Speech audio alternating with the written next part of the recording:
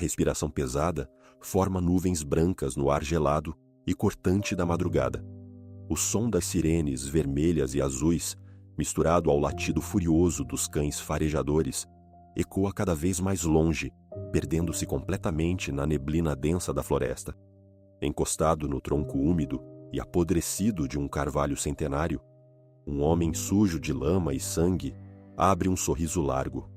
Ele sabe que venceu. O predador perfeito acaba de despistar as autoridades locais mais uma vez. Para um homem cruel, fugir no meio da escuridão não é um pesadelo, é apenas um esporte. Mas ao caminhar mais fundo na mata fechada, zombando em voz baixa da incompetência dos policiais que ficaram para trás, as árvores densas se abrem subitamente.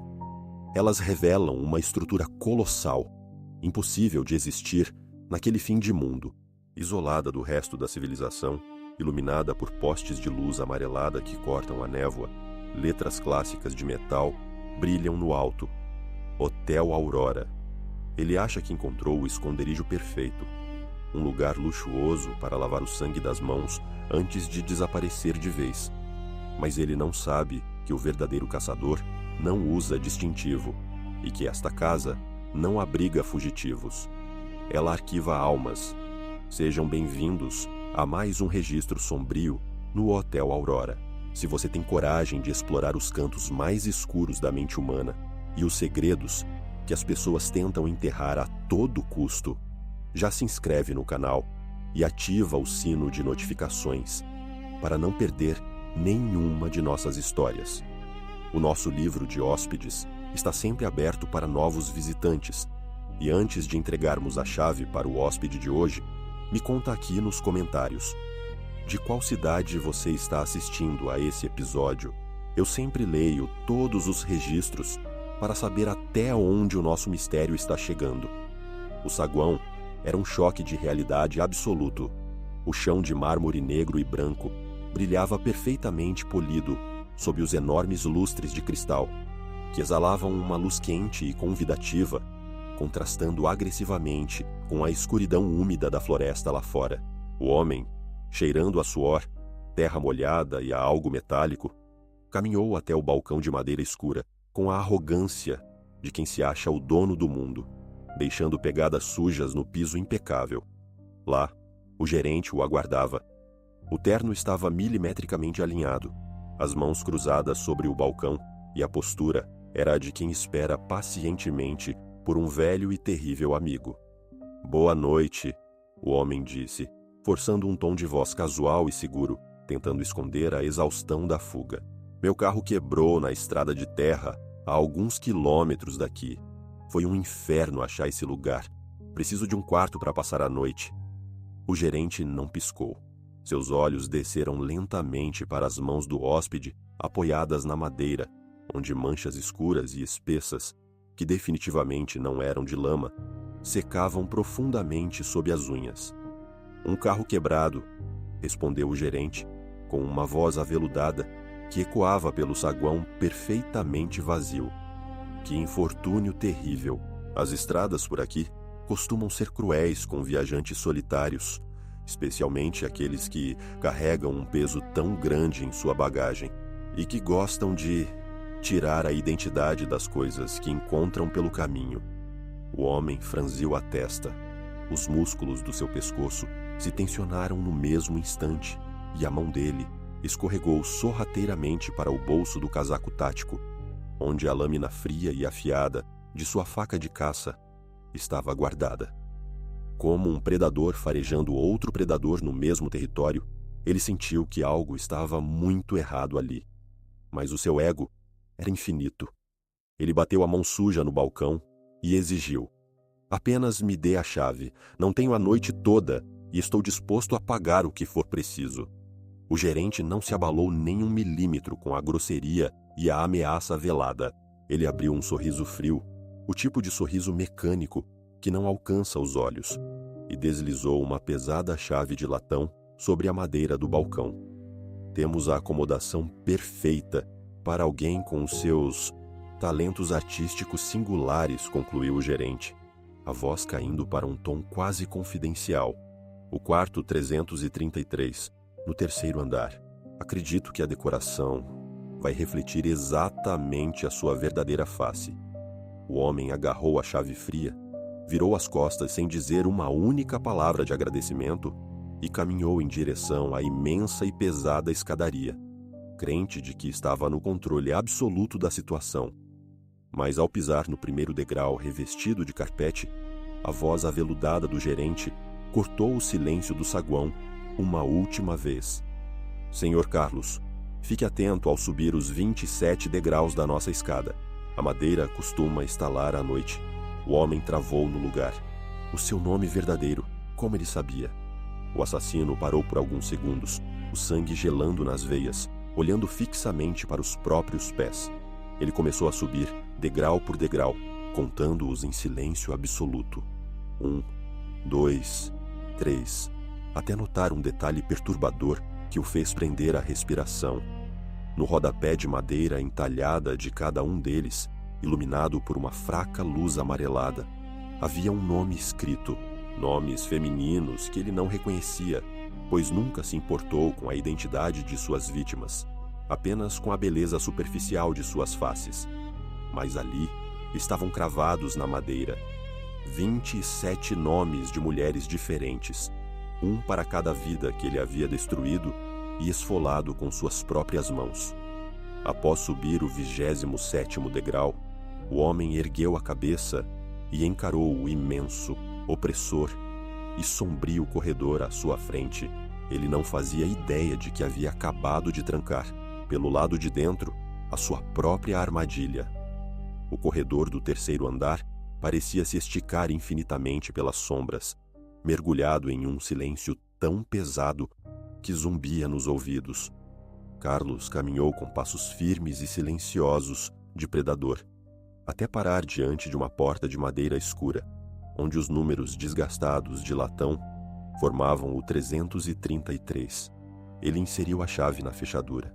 O clique metálico soou alto demais, quase como um tiro naquele vazio sepulcral. Ao empurrar a porta pesada, com a mão ainda no cabo da faca, dentro do casaco, ele esperava encontrar a decoração macabra que o gerente havia mencionado. Ele estava pronto para o confronto, para a violência, mas, para a sua mais absoluta surpresa, o quarto era estranhamente comum, beirando o banal. Uma enorme cama de casal, com lençóis brancos e impecáveis, uma pesada cortina de veludo vinho cobrindo a janela fechada, uma poltrona de couro marrom no canto e um abajur vintage emitindo uma luz amarelada e suave. Nenhuma armadilha aparente, nenhum truque escondido nas sombras. Carlos soltou uma risada nasalada de escárnio. O gerente era apenas um velho excêntrico, tentando assustá-lo com joguinhos psicológicos baratos. O assassino trancou a porta atrás de si, jogou seu casaco sujo e pesado sobre a poltrona de couro e caminhou em direção ao banheiro para limpar a sujeira negra da floresta e os vestígios da sua última obra-prima.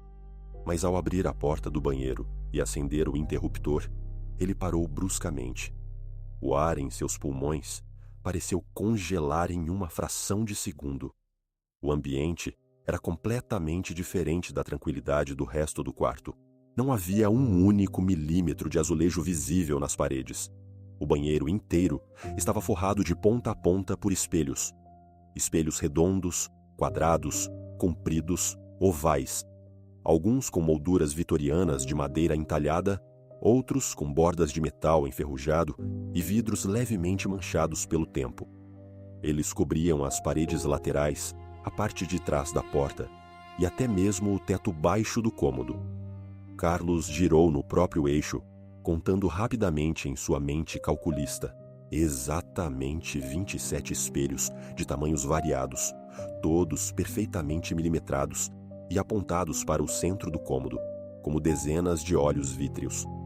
Qualquer pessoa com um pingo de sanidade se sentiria terrivelmente sufocada, vigiada, com dezenas de ângulos de si mesma, refletidos daquela forma brutal e claustrofóbica. Mas Carlos não era normal. Ele era um narcisista doentio, o assassino das faces. A surpresa inicial e o desconforto logo deram lugar a um sorriso largo, revelando seus dentes. Para ele, aquele era o paraíso, o tributo perfeito à sua própria existência. Ele caminhou até a pia de porcelana branca e ligou a torneira clássica. A água fria e cristalina escorreu em abundância, lavando a terra negra e as manchas de sangue seco e escuro que ainda moravam debaixo de suas unhas, levando toda a prova de seus crimes pelo ralo espumante. Ele secou as mãos com extrema lentidão em uma toalha felpuda e se apoiou na bancada fria, admirando o próprio rosto no espelho principal. Ele observou seus traços fortes, seu maxilar marcado, sua pele intacta e corada. Ele amava a própria face de forma obsessiva, com a mesma intensidade que amava destruir a face de suas vítimas. Ele ficou ali, parado por longos minutos, contemplando a própria vaidade refletida em 27 ângulos perfeitos, até que a lâmpada fluorescente do teto cintilou. Foi apenas um estalo rápido, um piscar de luz, rápido como um batimento cardíaco falho. Quando a iluminação se estabilizou no segundo seguinte, um arrepio gélido e paralisante, diferente de tudo que ele já havia sentido na vida, subiu de uma vez pela espinha de Carlos. Ele piscou os olhos, ele virou o rosto levemente para a direita. Mas o reflexo em um dos pequenos espelhos redondos, preso no canto esquerdo da parede, não acompanhou o seu movimento. O reflexo enclausurado naquele espelho continuava imóvel, olhando fixamente para a frente, com os olhos vidrados na direção de Carlos. O homem piscou novamente, esfregando o rosto, mas o reflexo no pequeno espelho não obedeceu à física da realidade. Lentamente, como uma engrenagem macabra se alinhando, os outros 26 espelhos ao seu redor começaram a mudar de forma independente. Carlos observou, paralisado e incapaz de formular um pensamento coerente, enquanto seus próprios reflexos, espalhados pelas paredes, viravam o rosto em uma sincronia assustadora para encará-lo. E então, o impossível começou. A pele perfeita de todos eles começou a derreter. A carne de seu próprio rosto desmanchava nos espelhos como cera quente, expondo músculos vivos e ossos esbranquiçados em uma massa vermelha, úmida e disforme, reproduzindo com exatidão cirúrgica o que ele fazia com cada uma de suas vítimas. É apenas uma besteira da minha mente, ele sussurrou para o ar vazio, a voz embargada, tentando convencer a si mesmo de que o cansaço absoluto e a tensão da fuga da polícia estavam causando delírios severos de perseguição. Ele recuou em direção à porta de saída e esticou a mão trêmula, mas a maçaneta de metal havia desaparecido. A superfície da porta por dentro era uma placa de madeira completamente lisa. O pânico primitivo finalmente o atingiu com força total, esmagando a sua prepotência. Ele chutou a porta com toda a sua raiva e força, soltando palavrões, mas a madeira maciça não cedeu e sequer fez barulho. Quando Carlos olhou por cima do ombro novamente, o horror verdadeiro tomou forma física. Um dos seus reflexos no espelho maior, com o rosto mutilado e pingando sangue de forma abundante, estava com a perna para fora da moldura de madeira, pisando no chão de azulejo do banheiro, com um som úmido, pesado e asqueroso. O desespero absoluto o engoliu. Carlos começou a gritar a plenos pulmões, esmurrando a porta lisa com os punhos cerrados, até esfolar os próprios nós dos dedos. Atrás dele, a versão de si mesmo com o rosto esfolado avançava lentamente, passo arrastado após passo arrastado, estendendo as mãos manchadas de vermelho vivo na direção do seu pescoço. Justo quando os dedos gelados e mortos da criatura estavam a 1 centímetro de tocá-lo, um clique metálico alto ecoou. A maçaneta reapareceu instantaneamente sob as mãos ensanguentadas do assassino. Ele puxou a porta de forma frenética, tropeçou no próprio peso e caiu de joelhos no carpete felpudo do quarto, ofegante, tremendo e chorando de terror. Parado ali no centro do quarto, com a postura perfeitamente elegante e inabalável, estava o gerente. Ele havia ouvido os gritos de socorro ecoarem no corredor e destrancado a porta pelo lado de fora. Seu velho desgraçado! O que é isso? Que tipo de inferno é esse quarto? Carlos gritou, levantando-se de um salto, com os olhos injetados, o rosto pálido e a respiração pesada, apontando para o banheiro. O gerente se manteve absolutamente estático, com as mãos cruzadas para trás, sem demonstrar a menor gota de medo ou surpresa diante da ira do assassino. Em um silêncio torturante, ele apenas esticou o braço com uma lentidão calculada e empurrou a porta do banheiro novamente, reabrindo-a de forma total. Carlos olhou para dentro do cômodo e o fôlego sumiu completamente de seus pulmões. O banheiro estava absolutamente normal. Havia apenas um único e solitário espelho quadrado sobre a pia. Nenhuma criatura macabra escorrendo sangue, nenhuma maçaneta desaparecida, e as paredes eram forradas por azulejos brancos imaculados. Apenas um banheiro comum, inofensivo e silencioso de um hotel antigo. Sem dizer uma única palavra de explicação, o gerente deu as costas, com uma frieza cortante, e saiu do quarto 333, encostando a porta suavemente atrás de si até o clique da fechadura. O silêncio reinou novamente no ambiente, perturbado apenas pela respiração descompassada de Carlos. Ele passou as mãos trêmulas e suadas pelos cabelos sujos e soltou uma risada ríspida, nervosa, sentando-se na beirada da cama. A sua mente estava claramente lhe pregando peças brutais. A exaustão da caçada policial, a fome e o estresse finalmente estavam cobrando o seu preço da pior forma. Ele balançou a cabeça freneticamente, rindo da própria paranoia estúpida e do terror absurdo que havia acabado de sentir por conta de uma alucinação de fadiga. Ainda rindo baixo e sentindo-se no controle de sua realidade novamente, ele levantou, entrou de volta no banheiro de azulejos brancos e começou a desabotoar a camisa. O medo era para pessoas fracas. Ele precisava urgentemente de um banho quente para voltar a ser ele mesmo. E você que está me escutando do outro lado da tela, teria coragem de voltar para esse banheiro de hotel, sozinho depois de uma alucinação gráfica dessas, e ainda tomar banho de porta fechada? Conta para mim aqui nos comentários, porque a loucura da vaidade costuma cegar os homens. O som constante da água, caindo no piso do box, ecoava pelo banheiro, criando uma falsa e perigosa sensação de segurança. Carlos entrou debaixo do chuveiro, fechou os olhos pesados e suspirou, deixando a água muito quente lavar a lama seca da floresta, o suor fedorento da fuga e qualquer resto de culpa que a sociedade tentava jogar sobre ele. O vapor denso e branco rapidamente tomou conta de todo o ambiente, embaçando completamente o único espelho que restava sobre a pia.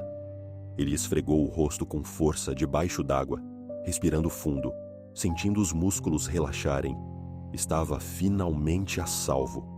O quarto estava fortemente trancado. A polícia o havia perdido de vista na neblina há horas, e aquele delírio patético já havia passado. Ele era o assassino das faces. Ele era o alfa, o predador intocável, não a presa. Mas a frágil ilusão de controle de Carlos durou apenas alguns minutos.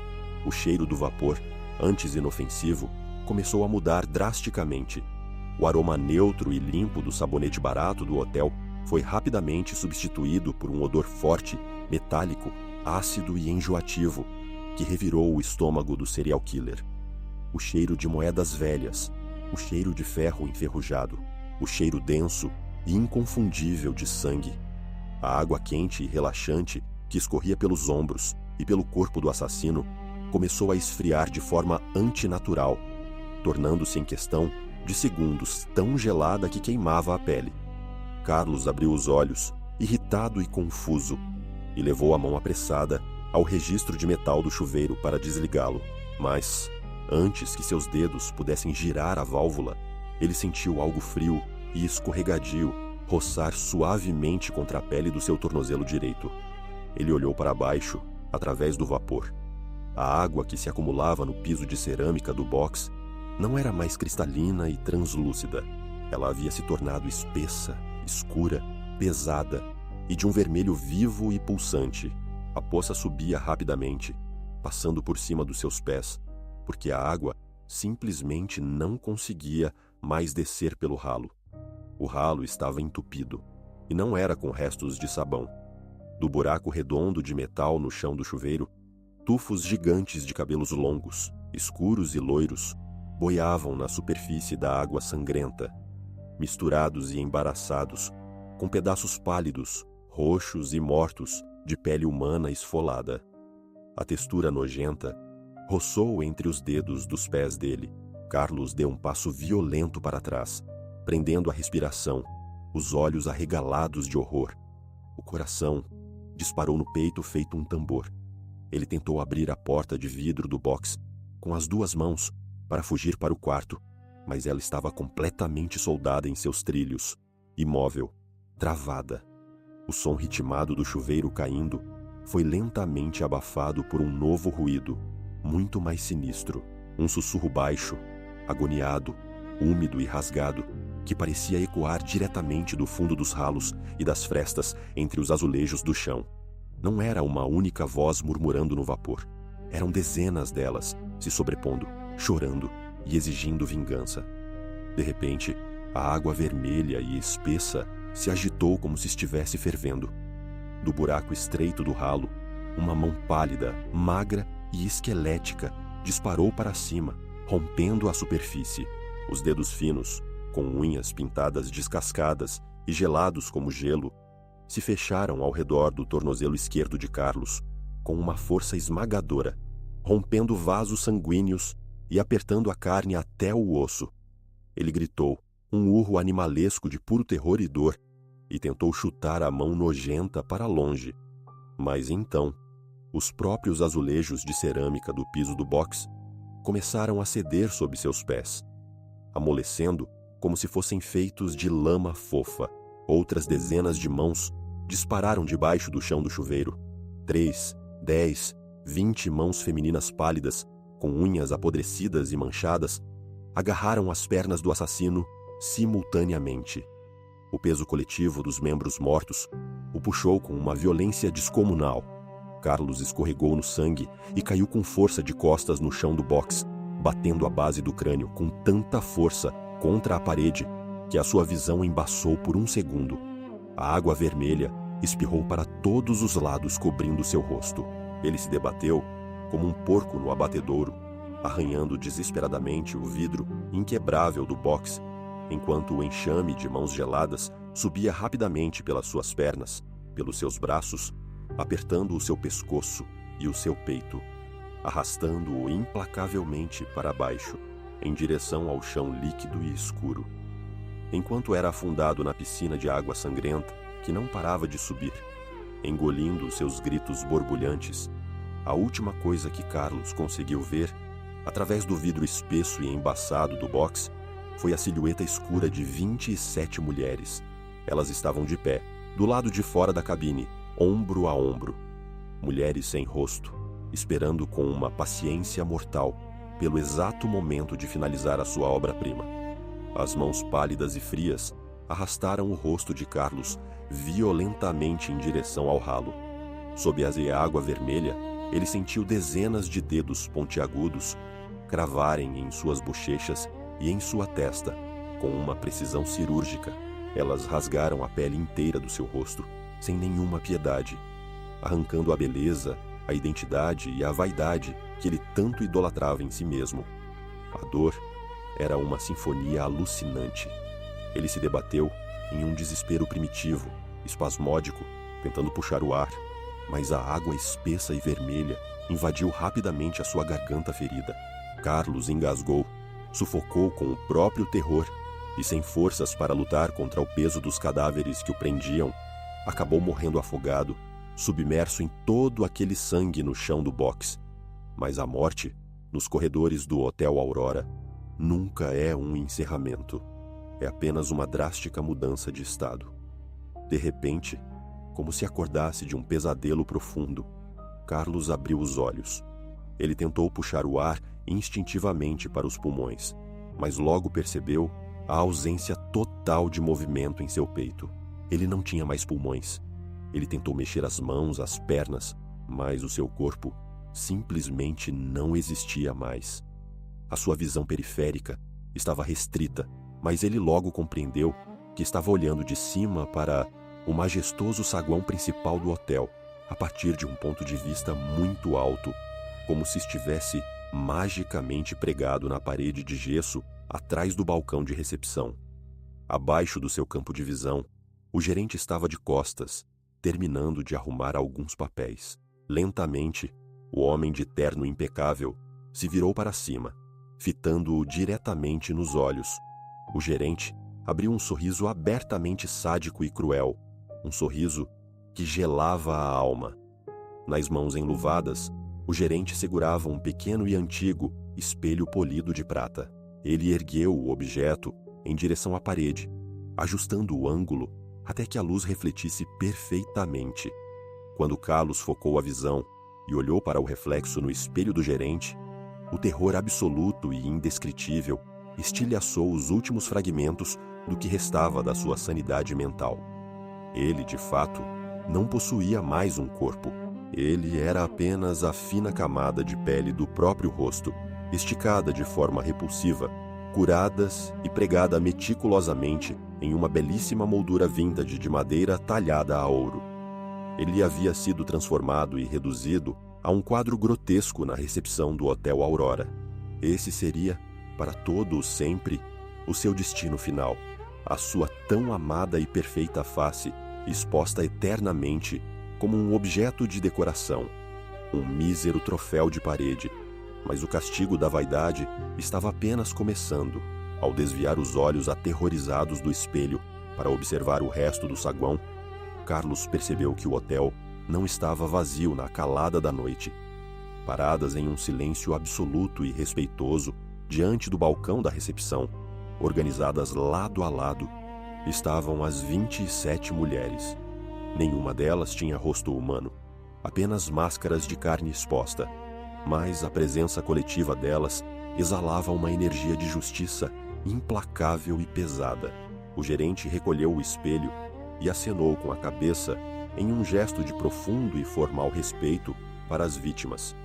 Em um movimento fluido e sincronizado, duas das mulheres se adiantaram, esticaram os braços pálidos e tiraram o quadro de Carlos da parede, segurando a moldura de cada lado.